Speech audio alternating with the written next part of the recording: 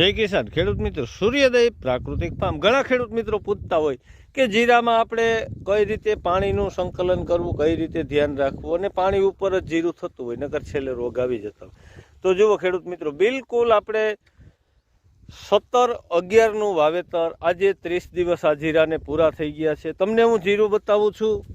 આ રીતે આપણે જીરાનો ગ્રોથ છે, જુઓ, અને 15 આયરનું વાવેતર છે.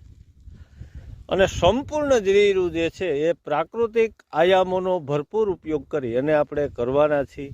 અને છેક સુધી જીરું પાકે ત્યાં સુધીની સંપૂર્ણ માહિતી મારા ખેડૂતો લગી પુગાડવી છે, જેથી કરી અને આપણે સારી આવક આપતા જે પાક છે તેને પ્રાકૃતિક ખેતીમાં કઈ રીતે આપણે વધારે થોડીક મહેનત કરી તો વધારે ઉત્પાદન મળે, એ લક્ષ્યને આપણે પૂગવું છે. અને તમામ ખેડૂત મિત્રો આ જ રીતે જો અપનાવીએ તો આપણે ખેતીના જે ખર્ચા ઘટાડવા છે ને એમાં આપણે સાથે મળી અને સફળ થાય, એ રીતે આપણે હર વખતે ખેડૂતને હિતલક્ષી વાત હોય એને આગળ લઈ આવતા હોય.